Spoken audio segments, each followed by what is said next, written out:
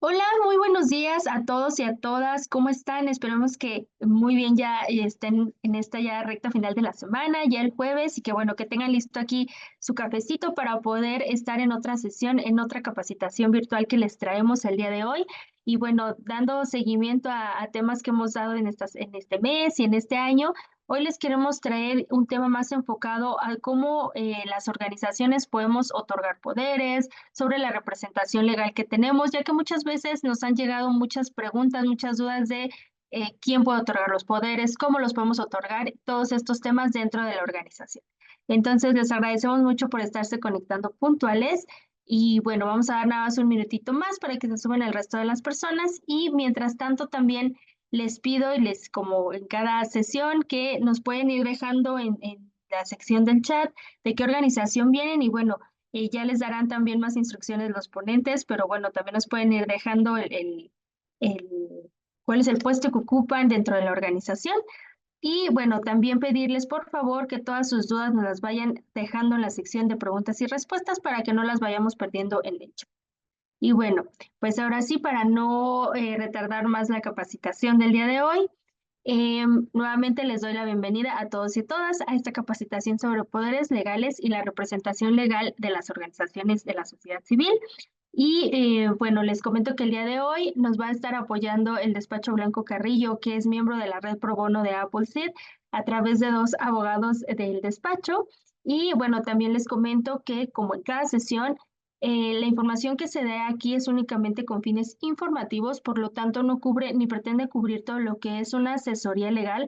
Para eso les recordamos a ustedes que pueden siempre solicitar asesoría legal gratuita a través de la página de Appleseed. Nosotros nos podemos poner en contacto a través de esta página. Recordarles nada más que, bueno, ya acabo de dejar la liga en el chat. Recordarles que los pasos para solicitar la asesoría es uno, registrar a su organización y dos, volver a entrar, o sea, volver a iniciar sesión y hacer ya la solicitud. ¿De acuerdo? Y ya nos pondremos en contacto con ustedes. Y bueno, pues ahora sí, para comenzar, les pido nos apoyen contestando un cuestionario de conocimientos que lanzamos antes de cada sesión para saber más o menos de algunos temas, si ya lo saben, para a lo mejor saber qué otros temas vamos a tener que traerles en un futuro. Entonces, por favor, ahí les pido que nos apoyen contestando este cuestionario. Y mientras tanto, les voy a presentar a nuestros dos ponentes que traemos el día de hoy. Hoy nos apoya Cassandra González. Ella es licenciada en Derecho, egresada del Tecnológico de Monterrey. Actualmente trabaja en el despacho Blanco Carrillo y principalmente está enfocada en las áreas de corporativo e inmobiliario. Ha participado en regularizaciones corporativas, auditorías y transacciones, auxiliando a empresas del sector automotriz y también de alimentos. También ha trabajado con asociaciones civiles realizando trabajo pro bono en asesoría de protección de datos personales y acompañamiento para la obtención de la donataria autorizada. Entonces, muchas gracias, Cassandra, y bienvenida. Y también les presento a Alan Atilano. Él es licenciado en Derecho con mención honorífica por la Universidad La Salle en la Ciudad de México. Actualmente se desempeña como asociado junior en Blanco Carrillo. Alan está enfocado en las áreas de derecho corporativo, financiero y transaccional, liderando procesos de regularización corporativa, fusiones y adquisiciones, estructuraciones de crédito y rondas de inversión, y también administrando la operación diaria de distintos fondos de inversión. Tiene una fuerte misión pro bono, buscando acercar su dominio en temas corporativos de otorgamiento de poderes, protección de datos personales e identificación de beneficiario y controlador a distintas organizaciones de la sociedad civil para fortalecer el apoyo a sus beneficiarios y fomentar la cultura legal en México. Entonces, como verán, traemos a dos abogados que no solo pues conocen del tema, sino que también están muy comprometidos con nosotros, con el tercer sector. Entonces, pues, de antemano, muchas gracias. Y bueno, Alan, Cassandra, el foro es de ustedes. Muchas gracias, Tere. Muchas gracias por la presentación y muchas gracias a todos quienes asisten a esta reunión por darnos una hora de su tiempo. Les vamos a asegurar que vamos a hacer lo mejor que podamos para que valga la pena atender sus dudas y que este tema, poderes legales y representación legal de las OSC, quede lo más claro para todos. Entonces, como bien menciona Tere, les agradecemos a los que han incluido su perfil o sus antecedentes en el chat para entender un poco el dominio que pueden tener de esos temas, saber si quizás son nuevos totalmente en estos temas y poder entender el ritmo con el que podemos llevar esta plática. Entonces, nuestra presentación, como aquí pueden ver, el tema es poderes legales y representación legal de las OSCs, que significa organizaciones de la sociedad civil, es decir, aquellas organizaciones, sociedades, o cualquier otra figura legal con la que estén constituidas, cuya misión sea apoyar a un sector vulnerable, o fomentar la igualdad en distintos sectores. Aquí pueden ver nuestro índice de temas que vamos a ir tocando a la vez, uno por uno, y cualquier duda que puedan tener respecto de cada tema, les agradeceremos, lo puedan ir incluyendo en la sección de preguntas y respuestas y lo vamos a ir contestando en la medida de lo posible. Entonces, bueno, para ya comenzar un poco con el tema, y como antecedente ya tal cual de qué es un poder, vamos a hablar un poco de qué es la representación. Entonces, nosotros estamos partiendo de la idea de que las asociaciones, las organizaciones civiles, asociaciones civiles, IAPs y IABs o cualquier otra figura bajo la que estén constituidas, siempre tienen que actuar a través de alguien más. Y esto es a través de pues, una figura jurídica o tecnicismo que se llama representación y esta figura, perdón, nace a partir de la idea de que una sociedad civil, una empresa, una entidad del gobierno no puede actuar por sí misma, sino que siempre tiene que hacerlo a través de una persona física, en este caso va a ser un apoderado, es decir, alguien que tenga las facultades para representarla y obligarla. Y quién es la persona que tiene la capacidad para externalizar la voluntad de esta asociación, fundación, empresa o lo que sea. Principalmente vamos a partir de la idea de dos supuestos de representación y es muy importante tener esta diferencia desde esta primera diapositiva porque va a ser un tema que vamos a ir tocando a través de la presentación y que también entendemos que forma parte de las preguntas frecuentes. Entonces vamos a partir de la idea de que inicialmente y dentro del tema que nos compete podemos identificar dos tipos de representación, la representación estatutaria y la representación voluntaria. ¿A qué hace referencia la primera, la representación estatutaria? Esto quiere decir que en el acto de constitución de una asociación civil o una organización civil, siempre vamos a contar con un documento que se llama escritura constitutiva. Esta escritura constitutiva contiene varias cosas, dentro de las cuales pueden ser los estatutos que van a regir a a la sociedad o a la asociación, es decir, las reglas que hay que seguir para temas de cuál es su misión, cuáles son los procesos de convocatoria para sus asambleas, procesos de liquidación, por ejemplo, qué facultades existen para representar a esta asociación, entre otras. También en la escritura constitutiva se incluyen quiénes son los socios o los asociados, al menos iniciales, quienes están abriendo esta organización. Y por otro lado, y ya dentro de la materia que nos compete, en esos estatutos siempre se va a encontrar cuál va a ser el órgano de administración de la asociación, que quiere decir, puede ser el consejo de socios, el consejo de asociados o el patronato. Entonces se establece qué es esta figura, quiénes son los miembros que la van a integrar. Por ejemplo, los miembros del consejo directivo de esta asociación civil van a ser Alan y Cassandra. Entonces, Alan y Cassandra, como miembros del consejo directivo de la asociación, van a tener estos poderes que se enlistan a continuación. Ahorita vamos a platicar y a definir uno por uno. Y nuestro carácter va a ser de representantes legales, porque nosotros vamos a tener la representación legal natural de la asociación, por así decirlo, es decir, aquella que se nos otorga desde el acto de constitución de la asociación. Y de inicio nosotros somos quienes vamos a representar y a realizar actos en nombre de la asociación. Esto, por eso mismo somos representantes legales. Ahora, adicionalmente existe la representación voluntaria. ¿Qué quiere decir esto? Son aquellos poderes que se otorgan de manera posterior y de acuerdo a la libre determinación de la asociación. Ya no necesariamente necesitas a tu consejo directivo o a tu consejo de, perdón, a tu patronato o cualquier otro nombre con el que se le llame, sino que puedes tú como asociación nombrar a un apoderado para que realice actos determinados para determinados fines. Por ejemplo, a tu contador darle poderes para que te represente ante el SAT, a tu abogado darle poderes para que te represente ante un tribunal, etcétera. Entonces, el nombre que se le conoce a estas personas es apoderado. Para efectos de fondo, no hay tanta diferencia o tanta repercusión entre que si eres representante legal o apoderado, porque al final vas a tener las mismas facultades, que quiere decir representar a la asociación ante terceros. Solamente es, por así decirlo, una diferencia legal, técnica, pero bueno, aquí está la diferencia que entendemos también fue una pregunta frecuente. Y bueno, los actos de representación se pueden realizar a través de varias maneras. Una de ellas puede ser el poder, que es el tema que el día de hoy vamos a platicar. Puede ser una carta poder, puede ser un contrato de mandato, o existen otras figuras en virtud de las cuales una persona tiene la representación de otra para realizar determinados fines. Pero bueno, el día de hoy nos vamos a enfocar en los poderes y sí vamos a tocar eh, los subtemas de carta poder y contrato de mandato para poder determinar y entender las diferencias entre unos y otros. Bueno, y como también bien comentó mi compañero Alan, pues vamos a entender esta parte del poder como tipo de representación.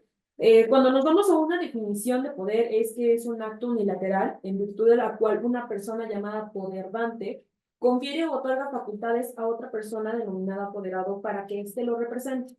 Siempre se debe tomar en cuenta que los poderes siempre van a tener ciertos alcances y límites, no solo que se establezcan también por la ley, sino también por la voluntad del poderante. Más adelante vamos a tocar este tema, pero los poderes se pueden limitar a ciertos montos, a ciertas acciones específicas y demás. Pero esto lo vamos a desarrollar un poquito más. Por lo mientras vamos a quedarnos esta definición de poder para que podamos después identificar las diferentes figuras que vamos a tocar más adelante. Y también en cuanto a la regulación, es importante mencionar que el Código Civil de cada entidad federativa tiene sus propias limitaciones. Entonces, al momento en el que en alguna asamblea de asociados o el patronato y demás desean conferir ciertos poderes a una cierta persona, es importante que al momento en el que lo lleven con un notario público para escriturar ese poder, siempre deben atenderse a la legislación de la entidad en la que está confiriendo ese poder. Muchas de las dudas que puedan tener incluso las pueden resolver con el mismo notario de decir cuál puede ser la máxima vigencia, el monto, de qué forma lo puedo otorgar y demás. Pero sí es importante mencionarles que esto va a depender de cada estado y su legislación. De acuerdo. Y como bien comenta Cassandra, es importante tomar en cuenta que el otorgamiento de un poder es un acto unilateral. ¿Esto qué quiere decir? El apoderado no necesariamente tiene que aceptar su cargo o su otorgamiento. Entonces yo, como asociación, le puedo dar un poder a Cassandra y Cassandra no necesariamente tiene que firmar de aceptado o de recibido o de enterado. Esto es importante para diferenciarlo de manera posterior con el contrato de mandato. Entonces vamos a quedarnos también con la idea de que el poder es un acto unilateral. Ahora, ya hablando de los tipos de poderes que pueden existir para representar, que una persona puede tener para representar a otra, vamos a partir de los poderes iniciales y vamos a ir platicándolos uno por uno. Entonces, dentro de esta clasificación, podemos encontrarnos ante dos tipos de poderes, poderes generales y facultades especiales. Y ahorita vamos a platicar uno por uno. Vamos a iniciar por los poderes generales, que como comenta Cassandra, son los que se regulan inicialmente por el Código Civil de cada estado. Es decir, existen reglas generales y principios generales que aplican a todos los poderes, pero de repente hay reglas muy especiales o límites que le aplican a unos o a otros dependiendo del estado en el que se otorgan, que ahorita también los vamos a platicar. Pero bueno, ya iniciando con los tipos de poderes, tenemos que los tres iniciales que se contemplan en el Código Civil de cada estado, el primero es el poder para pleitos y cobranzas, después actos de administración y actos de dominio. Nosotros vamos a tratar de resumirlos de una manera que sea fácil de entender el alcance de cada uno. Y si tienen cualquier duda, por favor, indíquenos. Entonces, comenzando por el poder de pleitos y cobranzas, que en ese orden de prelación se incluyen en la ley, y ahorita vamos a platicar por qué. Empezando por el poder de pleitos y cobranzas, podemos resumir lo que es aquel poder que es necesario o cuyos límites abarcan dos cosas: realizar gestiones de cobranza ante deudores y representar a la asociación en procesos legales, en temas de firmar una demanda, firmar un convenio judicial, presentar pruebas, nombrar un perito, firmar de recibido sentencias y demás. Este poder te alcanza para ese tipo para ese tipo de actos. También no solamente para procesos judiciales, sino para procesos administrativos, como puede ser, por ejemplo, firmar una solicitud de marca ante el INPI de manera general y realizar un proceso, por ejemplo, de infracción de tu marca ante el INPI. El poder de pleitos y cobranzas te va a ayudar para esto. Y lo podemos subir entonces como aquel poder que te da facultades para hacer gestiones de cobro y para representar a la asociación ante tribunales o ante autoridades en procesos, en litigios, en controversias. Por ejemplo, también te puede servir para iniciar procesos ante la Profeco, es decir, ante autoridades públicas del gobierno. Ahora, después tenemos el poder de actos de administración, que lo podemos resumir en que es aquel poder que te va a permitir realizar actos para cumplir con tu misión o con tu objeto social. ¿A qué queremos decir con esto? Si tienes una asociación que, por ejemplo, se dedica a prestar servicios de fisioterapia para niños que no cuentan con los recursos para poder realizarlo. Entonces, en virtud de este poder, tú vas a poder realizar distintos actos, como puede ser, a lo mejor, para realizar tu misión, tú vas a necesitar un local donde poner tu clínica, por ejemplo. Entonces, este poder te va a permitir firmar el contrato de arrendamiento, de renta, porque tú necesitas tener un local o necesitas tener una clínica para poder ejercer tu misión. Y a lo mejor también para poder completar con tu misión, tú necesitas firmar contratos con proveedores o hacer compras como de equipo médico, o a lo mejor necesitas hacer una orden de cubrebocas, de guantes o demás. Entonces, este poder te lo va a permitir porque es el poder que se necesita para cumplir con las misiones de tu asociación. Igual, no sé, por ejemplo, ya poniendo otro ejemplo, no necesariamente de organizaciones de sociedad civil, pero por ejemplo, si tú tienes una cafetería, pues igual tú en virtud de este poder, a lo mejor vas a poder firmar tus contratos de suministro de café o puedes firmar tus contratos de igual de renta de tu local. Entonces, el poder de actos de administración justamente te va a servir para cumplir con las metas de tu asociación o con la misión de la asociación. Y ahora, pasando al poder de actos de dominio, creo que este es muy, bueno, hasta cierto punto sencillo, pero tiene sus temas también. Es aquel que te permite realizar actos que la ley menciona como de dueño, es decir, disposición del patrimonio. Y esto principalmente lo podemos ver ejemplificado con dos cosas.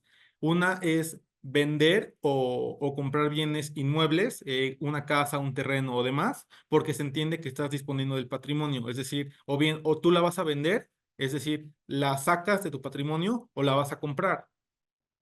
Es decir, vas a afectar tu patrimonio con el costo de ese predio, por ejemplo, o también haciendo donaciones. Entonces, si tú vas a hacer una donación de 1 millón de pesos, necesitarías un poder de actos de dominio porque tú estás disponiendo de esa parte de tu patrimonio, de esa parte de tu dinero. Ahora, han existido distintas resoluciones o decisiones de los tribunales de cada estado que te pueden permitir que los alcances de un poder puedan caber dentro de otro, bajo un principio que se llama quien puede lo más, puede lo menos. Entonces, quien tiene actos de dominio bajo criterios de determinados tribunales de determinados estados, te pueden decir el tener actos de dominio conlleva naturalmente que puedas tener actos de administración o actos de pleitos y cobranzas, porque se entiende que uno eh, van de menor a mayor. Entonces, es importante entender las decisiones o las posiciones que se tienen respecto de estos poderes en cada estado. Y ahorita les vamos a poner más ejemplos para que esto quede más claro, ya partiendo de las siguientes tipos de facultades. Ahora, como bien les comentamos, estos son los 3 tipos de poderes que reconoce la ley. La ley, particularmente el Código Civil. Pero lo cierto es que en la práctica han existido o se han creado otros poderes que te suelen ser solicitados para cumplir con ciertos fines. El primero es firmar, suscribir, avalar, endosar títulos de crédito. ¿Esto qué quiere decir? Firmar pagarés o firmar cheques. Esto regularmente se considera un poder por aparte de los 3 que ya platicamos y su fundamento no es el Código Civil, sino, bueno, para este caso y para su conocimiento es en una ley que se llama Ley General de Títulos y Operaciones de Crédito. Entonces, esa ley te pide que este tipo de poder siempre se otorgue por aparte. También tenemos la facultad para abrir, cerrar, u operar cuentas bancarias. Entonces, cuando tú como asociación te acercas a un banco porque quieres abrir una cuenta bancaria, pues te van a pedir esta facultad adicional a los 3 poderes que regula el Código Civil. Entonces, también es importante considerar que es una facultad que se tiene que otorgar por aparte. Y al final tenemos otorgamiento y revocación de poderes. Esta también es una facultad especial, distinta a las anteriores, que permite al apoderado poder delegar sus poderes, y para esto es importante considerar 2 cosas. El delegar, tú puedes delegar un poder que tú tengas. Entonces, si yo soy apoderado para pleitos y cobranzas y me dan una facultad para otorgar poderes o delegar poderes, yo solamente voy a poder delegar ese poder de pleitos y cobranzas. Yo no puedo delegar un poder que yo no tengo. Por ejemplo, yo no puedo delegar actos de dominio si yo solo tengo pleitos y cobranzas. Y otra consideración importante es que regularmente el apoderado que delega es de cierta manera responsable, solidario o de los actos que haga su apoderado por temas de responsabilidad. Es decir, yo a ti, Alan, te doy facultades para que tú puedas delegar, y ya si tú necesitas delegar a Cassandra o apoyarte de Cassandra de cierta manera, está bien, pero tú eres solidario de lo que haga Cassandra del poder que tú le diste. Entonces es importante considerar eso. Adicionalmente a lo que comenta Alan, es algo que siempre tomamos en consideración o le mencionamos a las asociaciones, fundaciones, instituciones y demás, es que cuando otorguen un poder, siempre tomen en cuenta cuál es la función de esa persona dentro de la asociación. Es decir, si va a ser una persona que va a estar encargada en las operaciones diarias, que va a estar revisando contratos de arrendamiento de donde va a estar el inmueble de la asociación, o va a estar revisando ciertos convenios con otras asociaciones y demás, pues sí hacemos la recomendación de que se le designe, o sea, más bien que se le otorgue un acto de administración. O si comentan, no, pues es que tenemos un tesorero, un contador y él nos ayuda para temas de trámites ante el SAT o para operar, administrar las cuentas bancarias, le decimos, ok, entonces a esta persona idealmente le convendría este tipo de poder. Entonces, es bien importante que previo al otorgamiento y a la decisión, siempre tomen en cuenta la función que tiene cada persona o el rol que tiene cada persona dentro de la asociación para que se le otorgue el poder idóneo. Como bien comenta Alan, la ley establece poderes generales para llevar cualquier tipo de acto, es decir, si otorgan un poder general para actos de administración, se va a entender que para todo tipo de situaciones van a poder ejercer ese poder siempre y cuando sea algo de acto de administración, es decir, que va de acuerdo a las actividades propias. Pero de igual forma ustedes pueden otorgar, por un ejemplo, un acto de administración, por así decirlo, para que tal persona, un ejemplo, para que Alan vaya a firmar el contrato de arrendamiento respecto de este bien inmueble. Entonces ahí se entendería que está en específico. Alan no podría ejecutar ese poder o otros actos con otros temas si el poder mismo menciona que es solo para un asunto en específico. Entonces, para que entiendan que los poderes sí pueden ser generales o ustedes los pueden limitar para un cierto asunto o un cierto monto. Entonces, pues bueno, siguiendo.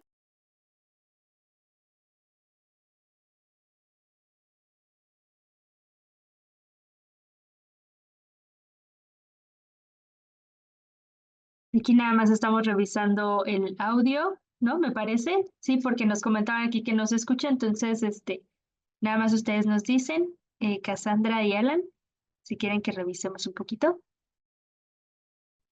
Sí. Quita todo. Ok, no sé si ahorita ya me escuchan bien. Si me Sí, pueden así te escuchamos mejor. Perfecto, vale. Entonces, pues bueno, entonces vamos a tener ya esta dinámica para que me puedan escuchar mejor. Y bueno, siguiendo con la segunda parte de tipo de poder en especiales o limitados, que ahí me adelanté a hacerles las especificaciones. Bueno, limitados se otorgan con efectos para cierto monto, autoridad o serie de actos. Especiales se otorgan para la ejecución de un acto particular y delimitado en el tiempo. También se otorgan para evitar dudas o cuestionamientos de decir, no, pues es que, ¿qué tal si con este poder para actos de administración para la firma del contrato de arrendamiento, no sé, también puedo firmar un convenio de colaboración con otra asociación? Se entendería que no, porque le estás especificando para qué tipo de acto vas a ejecutar ese poder. Y también por otra parte, con limitaciones a los poderes, de conformidad con la escritura de otorgamiento en cuanto a aspectos como alcances, ante quién se puede ejercer, duración. Otra cosa que vemos en la práctica diaria es que independiente de lo que establezca la ley, si una asociación dice, no, saben que es que quiero que este poder se otorgue nada más por un año y al siguiente año, dependiendo de cómo vaya, lo volvemos a otorgar, es válido. Sin embargo, siempre, y esto lo vamos a ver un poquito más adelante, siempre se debe tomar en cuenta cuando, en este caso en específico, sería el máximo de vigencia que se puede otorgar un poder de conformidad con la ley de cada estado, como habíamos mencionado. Entonces, bueno, pasando a este tema. Sí, ahí ya me escuchan bien, ¿verdad? Sí, Perfecto. Muchas gracias. Ahora partimos al siguiente tema, que es quién y cómo se puede otorgar un poder. Y aquí sí ya tenemos que diferenciar el tipo de organización en la que estemos.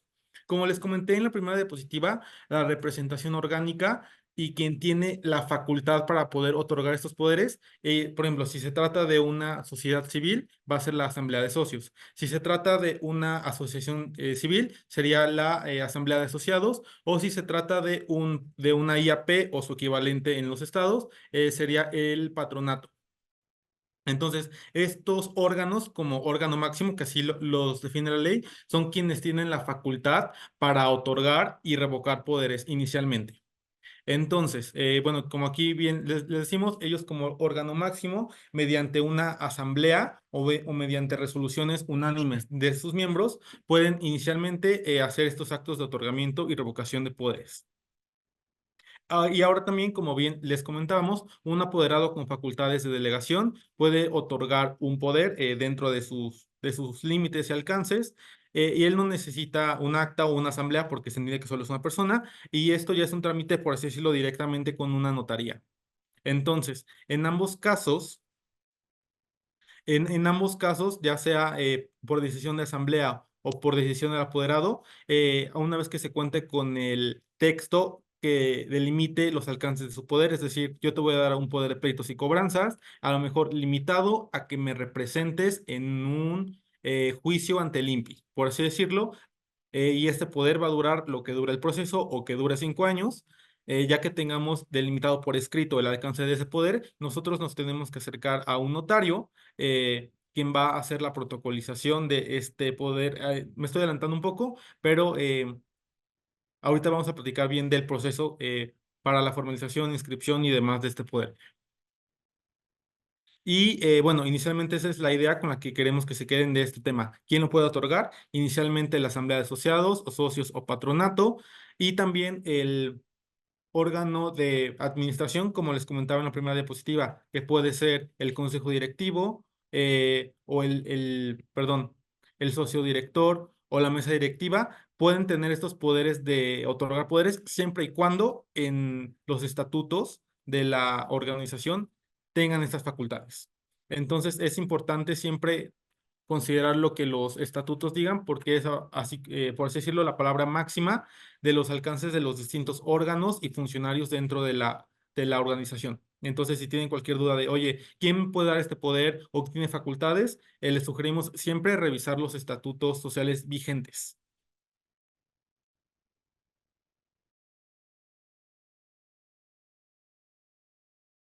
Ok, y ahora en cuanto a poderes otorgados a mesa directiva, consejo directivo, como bien lo menciona Alan, en el acta constitutiva de la asociación, la sociedad o la institución, se pueden establecer los poderes que se van a otorgar a los miembros del órgano de administración o en su caso el administrador único, según corresponda y según cómo se organice cada tipo de asociación, sociedad y demás. Es importante mencionar que en la asamblea, en la que se designan los miembros del órgano de administración, o en su caso en el acta constitutiva en la que se designa a estos miembros, estos ya contarán con los poderes que se mencionan en el acta constitutiva si así lo establece. Es decir, la designación del puesto trae como consecuencia el ejercicio de los poderes establecidos en el acta. Aquí, si una persona designa a presidente a Alan, por ejemplo, de una asociación y en el acta constitutiva ya establece ciertos poderes que va a tener el presidente o el administrador único, eso quiere decir que por la simple designación de Alan por ese puesto, ya tiene estos poderes que se mencionan en el acta. Asimismo, los estatutos pueden establecer algunas limitaciones al ejercicio de dichos poderes, como lo habíamos mencionado, ya sea que los mismos se puedan ejercer de forma mancomunada, es decir, por todos los miembros directivos, o de forma individual por cada miembro. Es importante mencionar que si se establece que se van a ejercer de forma mancomunada, si se designan a 5 miembros de la mesa directiva o el consejo directivo, entonces los 5 personas van a tener que acudir a firmar los documentos necesarios para que ese poder sea válido.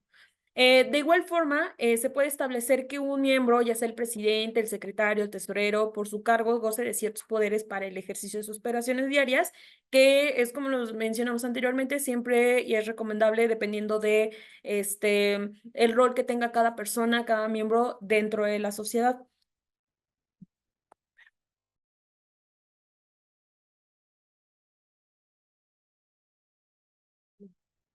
Eh, Bueno, antes de continuar con este tema, solamente les queremos comentar, les agradecemos que nos estén haciendo llegar sus preguntas y con gusto se las vamos a contestar todas ahorita al final de la sesión. Entonces, cualquier cosa, igual síganos escribiendo por favor en la sección de preguntas y respuestas.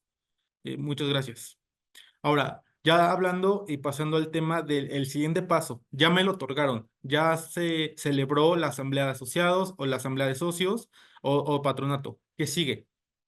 Lo que sigue es la protocolización y en su caso inscripción de estos poderes. ¿Esto qué quiere decir? Que esa acta de asamblea de asociados, por ejemplo, o ese texto que me está preparando un apoderado que me va a delegar sus funciones, se le tiene que hacer llegar a a un notario público, quien va a hacer el proceso de escrituración para que conste en escritura pública. Y esto tiene un fin en particular, que es que sea oponible ante terceros y darle fecha cierta.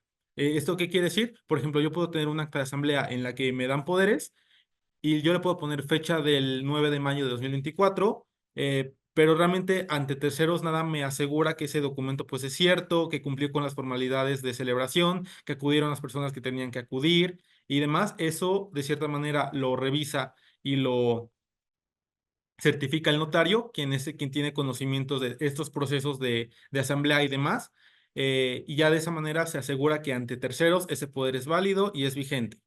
Eh, un tema, bueno, ahorita me adelanto un poco a contestar una pregunta que nos pusieron. Es importante que a la persona a la que se acuda sea un notario, porque los notarios tienen facultades para actos civiles. ¿Esto qué quiere decir? Como bien les comentamos, los poderes se regulan en una ley que se llama Código Civil. Entonces, los notarios tienen facultades para actuar en temas civiles, como es el otorgamiento de poderes.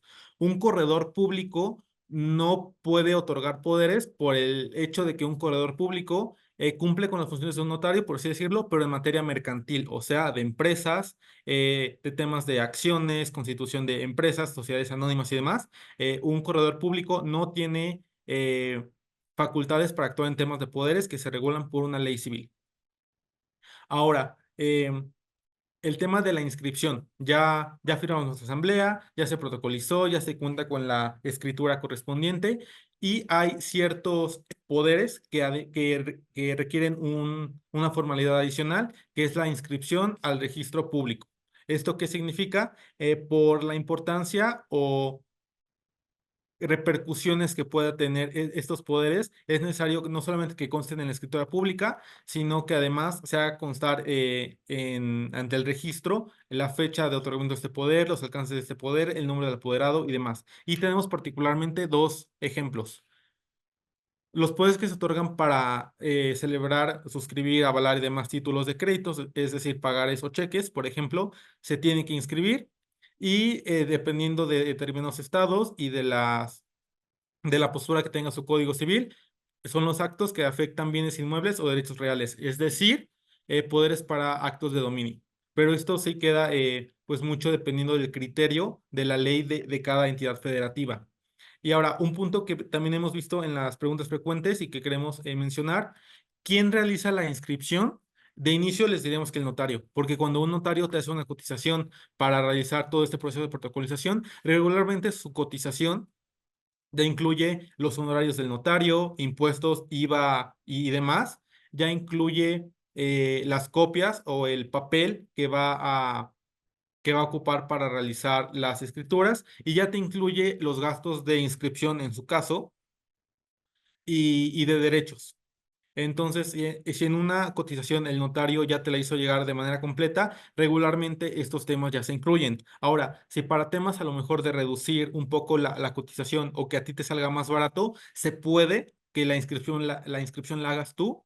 Es decir, el notario te entrega la escritura y tú vas al registro público a inscribirla. Se puede, sí se puede, pero la verdad nosotros no lo recomendamos porque al final los notarios ya son personas que tienen conocimientos, ya tienen dominados estos procesos. Entonces, para evitar temas con el registro que quizá salgan de nuestra área de conocimiento, sugerimos que todo lo haga el notario. Pero sí, de inicio sí se puede que nosotros mismos hagamos las inscripciones.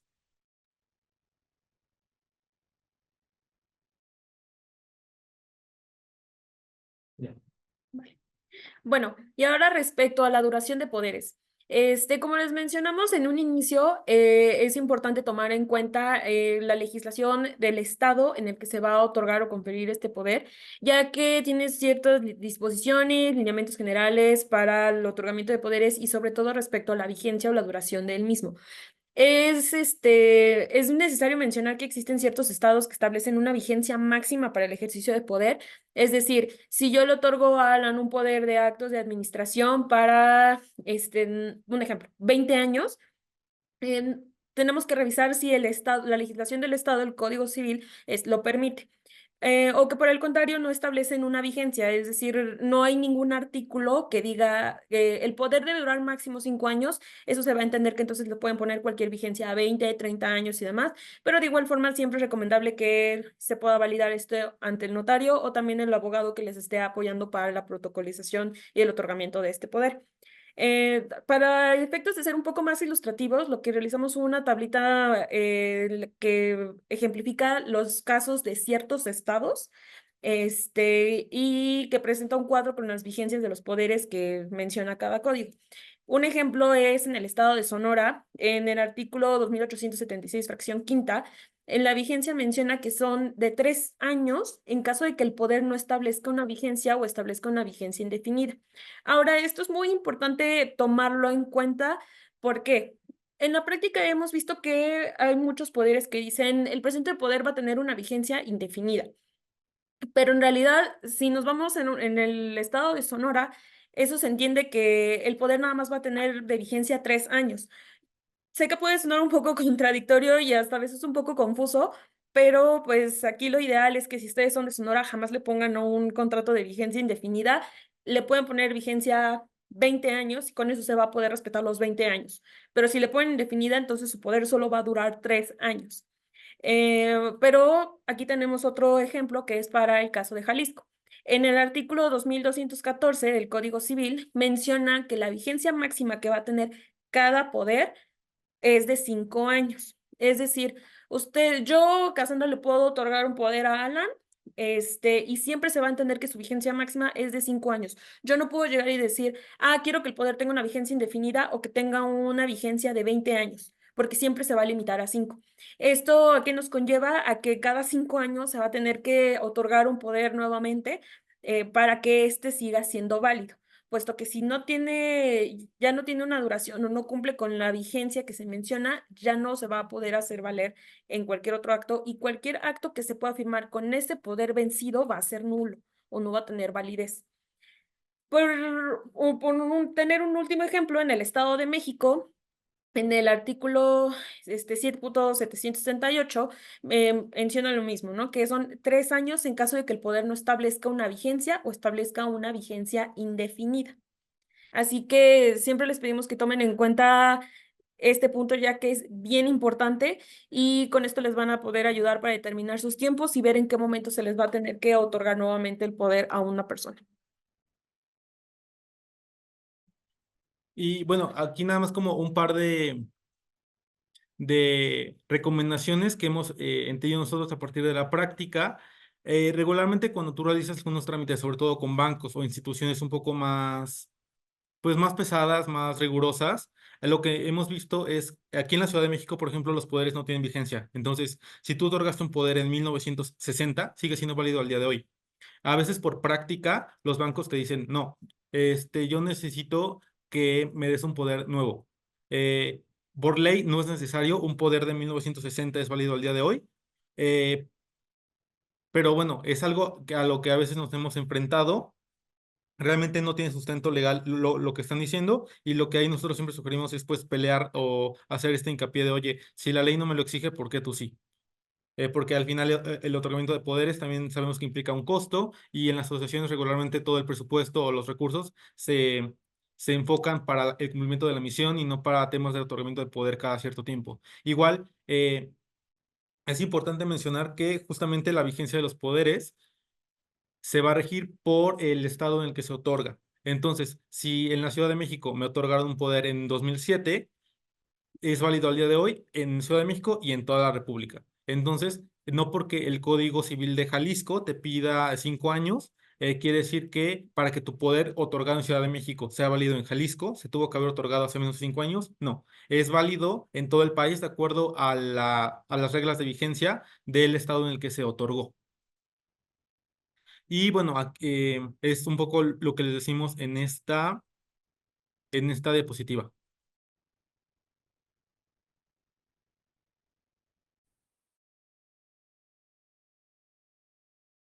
Ok, entonces ahora pasamos a este tema de revocación de poderes. La Asamblea podrá revocar los poderes a las personas a las que se le hayan otorgado en cualquier momento y bajo cualquier causa. Es decir, que si en algún momento algún miembro de la asociación o algún asociado al cual le otorgaron poder, deja de colaborar con la misma, entonces la Asamblea puede designar la revocación del poder de esa persona que ya no va a colaborar. Pero para ello se deberá aprobar la revocación de los poderes a través de la mencionada asamblea, que como ya mencionamos, tiene que ser protocolizado ante un notario público. Para el caso en que se designen a nuevos miembros de la mesa directiva, al consejo o un nuevo administrador, se deberá aprobar mediante asamblea la revocación del puesto de dichos miembros, y por consecuencia esto implicará que van a dejar de gozar con los poderes y o facultades que se establezcan en el acta constitutiva. ¿Esto a qué nos referimos? Si a un tesorero o un vocal se le había designado específicamente, o más bien por supuesto en el acta constitutiva decía que iba a tener un poder para cuentas bancarias en caso de un tesorero, no es necesario que además de la revocación del puesto, es decir, vamos a cambiar de tesorero, también deban poner vamos a revocarle el poder de cuentas bancarias. No, porque en este caso no es como tal que le están otorgando poder, sino que en virtud de que lo están designando como miembro, en virtud de ese carácter, es que ya trae implícito y naturalmente el ejercicio de esos poderes. Entonces, no va a ser necesario que adicionalmente a la revocación de su puesto como miembro de la mesa directiva, van a tener que revocarle los poderes. Con esto basta, con que lo revoquen de ese puesto, de ese carácter, para que esta persona ya no tenga esos poderes.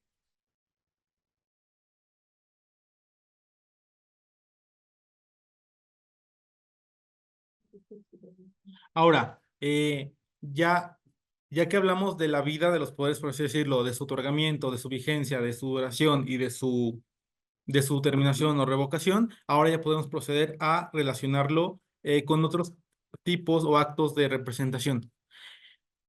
Y queremos iniciar particularmente con el mandato, y creemos que es un tema muy fino que creo que no es muy claro en la ley. Y esto lo mencionamos porque si ustedes revisan el Código Civil, justamente en los artículos que puedan hablar de temas de poderes, hay que tomar en cuenta que el Código Civil o los códigos civiles de los estados se redactaron en 1930, hace casi 100 años, y de repente llegan a utilizar palabras que a lo mejor ya no usamos el día de hoy, o utilizan un lenguaje o una redacción que no es muy precisa. Entonces, si nosotros revisamos el Código Civil, vamos a ver que habla de mandato y de poder de manera indistinta. Entonces, en estos mismos artículos que les comentamos, te puedo decir, el mandato para actos de dominio, pues no necesariamente es un mandato, es un poder, solamente que en ese entonces se le llamó mandato. Pero ahora sí que al día de hoy podemos decir que el mandato y el poder son cosas distintas, partiendo de la definición de cada uno.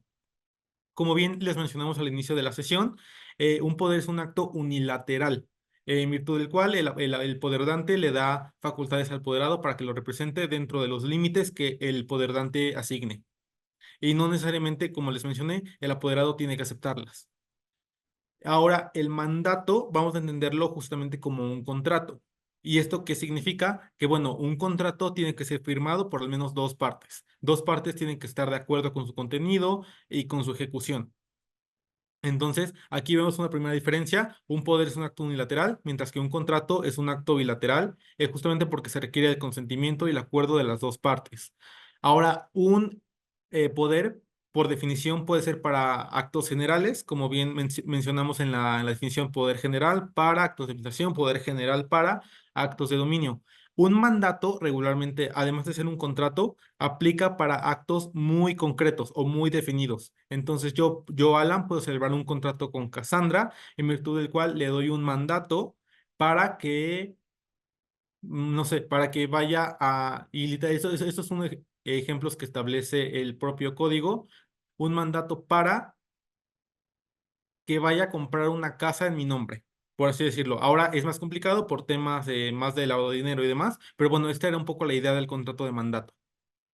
Ahora, creemos que es difícil realmente a la práctica llevar a cabo un contrato de mandato porque para realizar trámites ante terceros o ante cualquier autoridad, regularmente te piden poderes. Justamente porque tienen que revestir de esas formalidades de escritura pública, de inscripción en su caso, de tener fecha cierta. Y ahora, que llegues a lo mejor nada más con un contrato de mandato, pues es difícil quizá que te lo acepten. Entonces, por temas de práctica, nosotros recomendamos ni siquiera considerar la figura del mandato y siempre basarnos en un poder otorgado en escritura pública.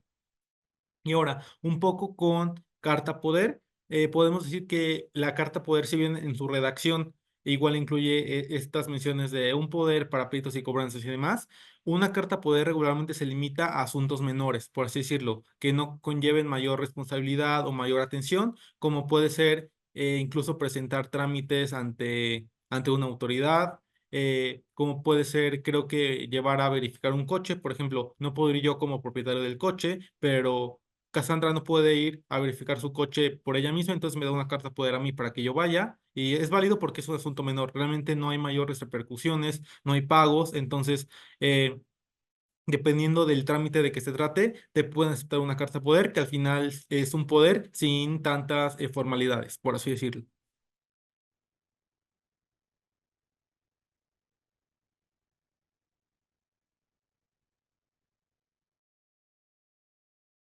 Ok, entonces, con toda la explicación que también nos dio Alan y siguiendo con este tema de otros tipos de actos de representación como mandato, carta poder, como bien menciona Alan, en la carta poder es una forma de representación y su otorgamiento dependerá principalmente del valor del acto a ejecutar o como menciona la ley, interés del negocio y los requisitos que establece el Código Civil de cada estado. En un ejemplo, los poderes, perdón, para trámites, muchas veces las autoridades dicen, podrá presentar ese trámite a una persona que tenga un poder para actos de administración o con carta poder ratificado ante dos personas. Entonces, siempre es importante tomar en cuenta la legislación de cada estado porque van a decir de cuánto sea el valor, es decir, si van a presentar algún trámite o algún acto cuyo valor exceda, por así decirlo, 5,000 pesos, probablemente les van a pedir ahí la escritura del otorgamiento del poder o si es menor, una carta poder con la firma de dos testigos y demás. Pero pues esto va a atender principalmente dependiendo de la legislación de cada estado. Y como siempre es bien importante aclarar, es importante mencionar que el otorgamiento de un poder no es lo mismo que una carta poder. Así que en la práctica nosotros les recomendamos identificar el tipo de acto que van a ejecutar para ver si es necesario que tengan un poder o una carta poder. Y para también efectos de ser un poquito más ilustrativos, les incluimos un cuadro con las principales diferencias entre un mandato y un poder, que como bien menciona Alan, lamentablemente la legislación no hace una diferencia tan específica y clara, entonces al momento de leer la legislación puede llegar a ser un poco confuso, pero aquí les ponemos las principales diferencias que el mandato es un contrato, un acuerdo de voluntades entre dos personas, como bien menciona Alan, y el poder es una declaración del apoderado, que se formaliza en un documento, es decir, en una escritura pública.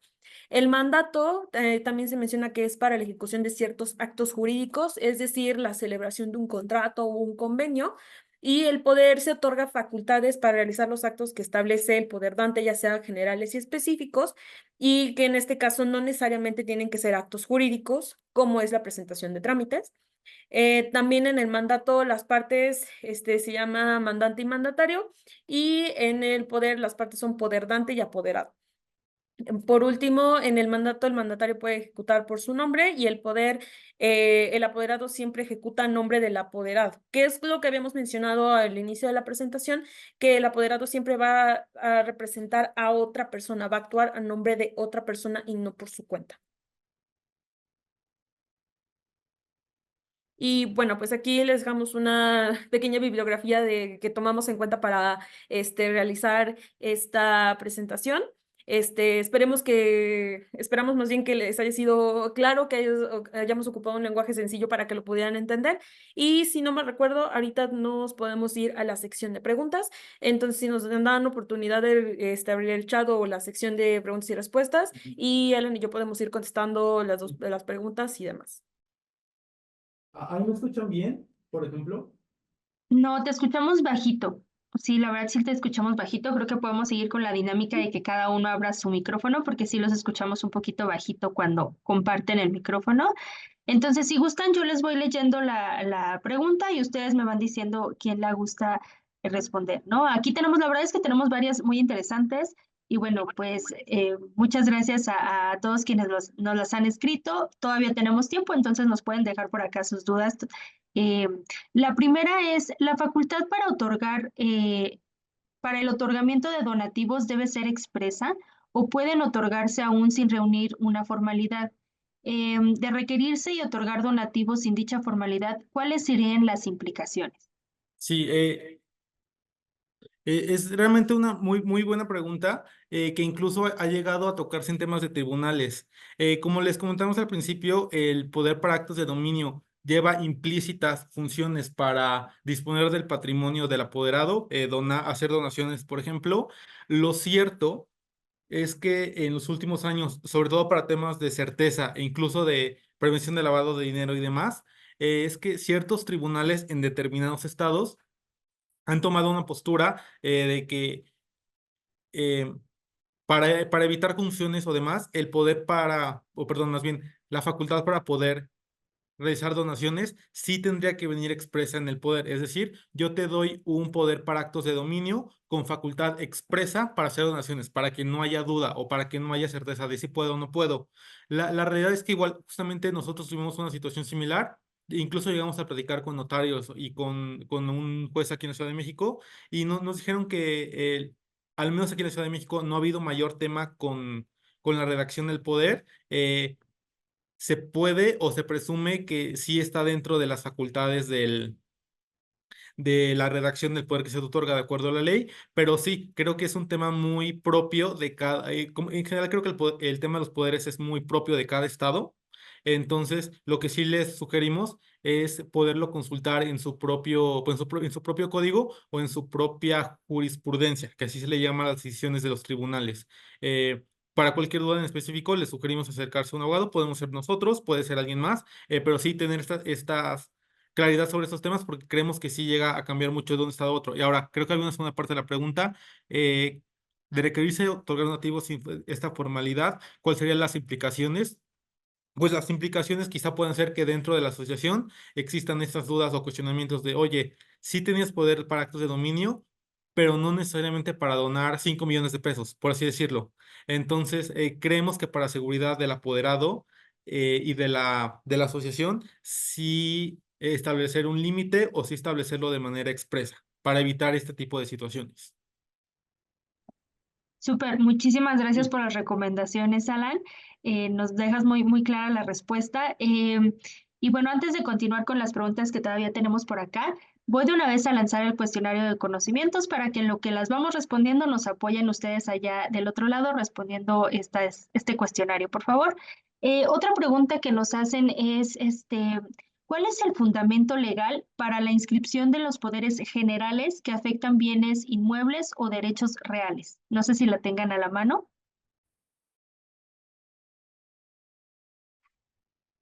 Sí, entendemos que principalmente está regulado en la ley del notariado. Ahora, es importante mencionar que la ley del notariado va a variar también dependiendo de cada estado. Al menos nosotros nos basamos aquí en el de la Ciudad de México, que menciona que para la inscripción de estos poderes que mencionamos, en específico el de que afecten bienes inmuebles, nos basamos en esta legislación.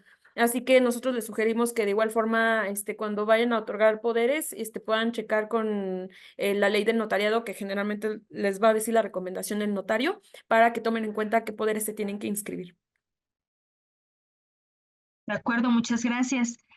Bueno, como que en casi todos los casos y en casi todas las sesiones hay que ir pues caso por caso y si ustedes ameritan alguna asesoría, como lo decía Alan, acérquense a través de Apple Seed y podemos acompañarlos y también ponerle a disposición varios de los abogados y abogadas que forman parte de la red para que les ayuden, ¿no? Ya con una asesoría y ellos puedan revisar la legislación local, etcétera, y ustedes puedan tener una mejor pues sí, la asesoría. Muchas gracias, Cassandra. Y bueno, por acá otra duda es, ¿qué tipo de poderes no se deben inscribir en el registro público de la propiedad? ¿Qué poderes no se inscriben? Aquí creo que más bien podemos entenderlo al revés. ¿Qué poderes sí se inscriben? Al menos en la Ciudad de México pueden ser los poderes para títulos de crédito y en este caso para disponer de bienes inmuebles y derechos reales. Todos los demás no lo requieren porque no se especifica de esta manera. Entonces creo que es más fácil o a lo mejor más didáctico entenderlo cuáles sí, que solo son dos, y cuáles no, pues todos los demás. De acuerdo, muchas gracias. Aquí nada más nos piden que si por favor podemos regresar a la slide donde teníamos la comparación, me parece que entre mandato y poder, no sé si nos pueden ayudar ahí, me parece que la querían volver a revisar. También nos preguntan por la presentación. Aquí me parece que la presentación sí la haremos llegar y en cuanto a la grabación nada más estaremos confirmándola con el despacho y con nuestros abogados para que si nos autorizan la podemos subir a la página de YouTube. Y bueno, pues les leo la siguiente pregunta. Nos dicen, además de la revocación de poderes mediante acuerdo de la Asamblea, ¿qué otras formalidades deben de considerarse? ¿No se debe notificar al apoderado? No, ya, perdón, ya regresamos bien con el audio. No se tiene que notificar, como bien mencionó Alan al inicio de la presentación, el tema con el poder es que es una declaración unilateral. Es decir, yo, Cassandra, puedo otorgar un poder a Alan Atilano respecto de un cierto asunto, o sea, un poder para actos de pleitos y cobranzas. No es necesario, o la ley no establece un lineamiento en el que se tenga que otorgar al poder, se le tenga que notificar a la persona, es decir, al apoderado, el otorgamiento de este poder. Claramente que en la práctica, pues sí se hace, o sea, si se le está otorgando el poder es porque se le está dejando una cierta confianza para que realice un cierto acto, y al menos en la práctica lo que hemos visto es que ambas personas lo saben, pero este requisito específico no lo establece. Sí, y como bien comenta Cassandra, e incluso por temas de buenas prácticas, es sugerible sí informarlo, a pesar de que no tiene repercusiones más allá. Pero sí, por ejemplo, el día de hoy yo le digo, Cassandra, te informo que hoy te revoco este poder. Si mañana Cassandra quiere firmar un contrato a mi nombre, incluso estaría cometiendo o entrando en temas de fraude, temas penales, porque ella ya está notificada que ya no es apoderada. Entonces, por temas de buenas prácticas, aunque no es necesario y no tiene mayores repercusiones, sugerimos que sí se haga. O sea, se le haga constar al apoderado que se le revocó el poder. Perfecto, muchas gracias. Muchas gracias ahí también. Siempre buscar las mejores prácticas justo para evitar, ¿no? A lo mejor algunas cuestiones futuras. Y bueno, aquí también nos preguntan, en el otorgamiento de poderes, ¿es factible otorgarlos en función al cargo y no de la persona? Ahí creo que inicialmente consideraría que no, porque justamente un apoderado se tiene que definir por persona. Y E incluso en temas de procedimiento, porque bueno, al momento en el que tú protocolizas un poder, el notario te pide cierta información del apoderado, su identificación oficial, su RFC y demás, porque es justamente tener identificada a una persona que va a realizar estos actos. Y entiendo esta pregunta para decir, no sé, a lo mejor un acta que diga, se le otorgan poderes al director general independientemente de quién sea. Eh, Tampoco lo vemos muy práctico porque al final tú de cierta manera tienes que hacer constar quién es el director, quién entra y quién sale. Entonces, esta misma formalidad de hacer un acta para hacer constar, hoy es Cassandra, mañana es Alan, después es Tere, sería lo mismo que otorgar poderes a Cassandra, Alan o Tere. Entonces, para tenerlo bien definido y bien identificado, sí sugerimos que se haga por persona, más que por cargo. Los únicos que sí tienen poderes por cargo, por así decirlo, es el órgano de administración, el consejo directivo y demás, pero aún así, siempre que haya modificaciones, de hecho, eso se tiene que hacer constar en escritura pública para que siempre se tenga certeza de quién es el consejo y quién puede ejercer estos poderes inherentes al consejo. Perfecto, muchísimas gracias, Alan. También muy clara la respuesta. Muchas gracias. Y la siguiente pregunta es, bueno, antes de leer la siguiente pregunta, permítanme ya dar por concluido el cuestionario de conocimientos para que de una vez nos apoyen con la evaluación de la sesión. Como siempre les decimos, para nosotros es muy importante su retroalimentación y bueno, a ver en qué podemos siempre mejorar, ¿no? Entonces, muchas gracias. Y ahora sí, la pregunta es, con su experiencia, a un tesorero que no pertenece a la asociación, se pide que entregue mandato o carta poder. El tesorero, bueno, la pregunta es, ¿se le pide que entregue mandato o carta poder? El tesorero maneja la cuenta bancaria, supongo que de la organización.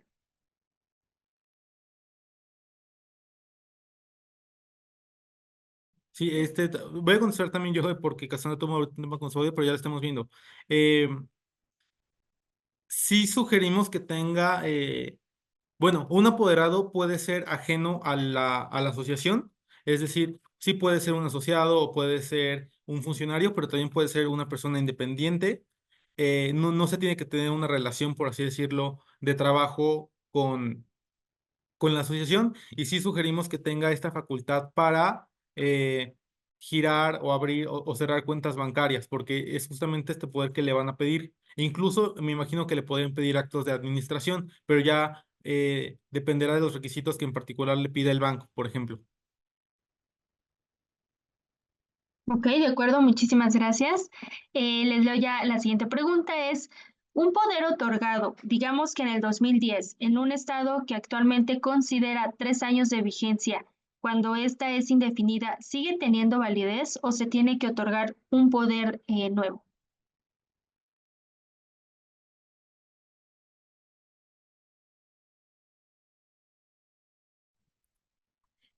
Tere, perdón, entonces lo que entiendo es que este poder se le otorgó por una vigencia de 3 años.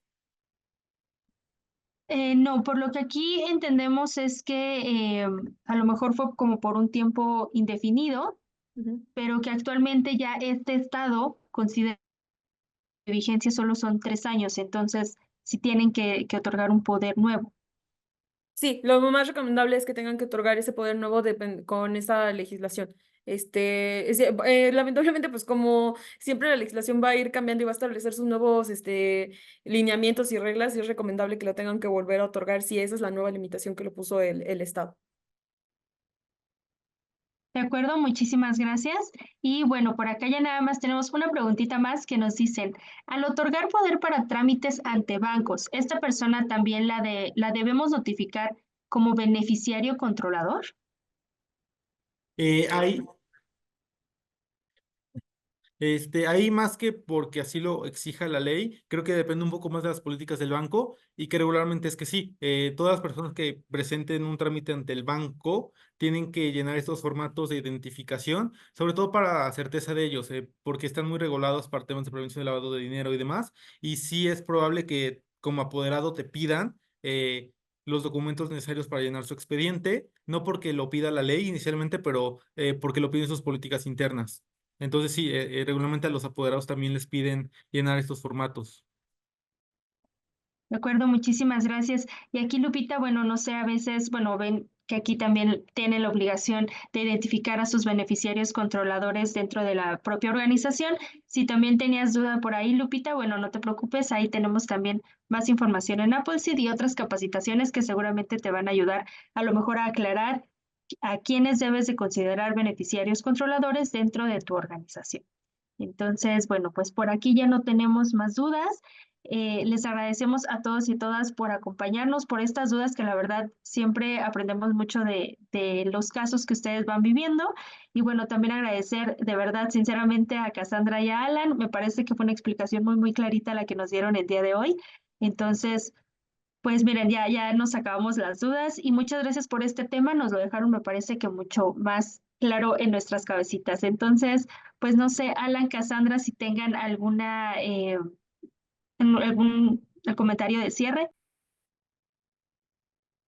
Pues les queremos agradecer a todos por su tiempo, a ti Tere por tu moderación, que fue muy precisa, te agradecemos también el orden que nos apoyaste a tener en esta reunión, esperamos que haya sido claro el tema para todos y cualquier cosa, pues sin ningún contratiempo se pueden acercar a Appleseed para atender cualquier situación en particular que puedan tener dentro de su organización. E incluso aquí les colocamos nuestros datos de contacto para cualquier duda que puedan tener. También generar ese canal de comunicación. Y como bien comenta Tere, y como comercial, no sé, esta plática de Ministerio Controlador creo que también la vamos a dar nosotros. Entonces, cualquier duda nos estaremos volviendo a ver, creo que dentro de un mes más o menos. Sí, de acuerdo, muchísimas gracias. Sí, es un tema que como verán, siempre hay muchas dudas, sobre todo cómo identificarlos. Entonces, seguiremos trayendo más material para que todas las organizaciones lo tengan muchísimo más clarito. Y bueno, pues sin más, no sé, Cassandra, si nos quieras dar unas palabritas de cierre. No, nada, pues en primer lugar, pues agradecerte, Tere, por todo el apoyo en la coordinación y en apoyarnos en estos temas para presentarlo. De igual forma, esperemos que les haya, sido claro esta presentación y que en el día a día les ayude a identificar y a resolver sus dudas, pero de igual forma ya dejamos nuestros datos de contacto en caso de que tengan una pregunta o que igual se acerquen a la plataforma de Appleseed, pues para que puedan recibir el apoyo y la asesoría legal adecuada. Pues muchas gracias, Tere, y muchas gracias a todos por su tiempo. Y bueno, nada más para comentarlo, sí estamos de acuerdo en compartir la grabación con los presentes o subirla a YouTube.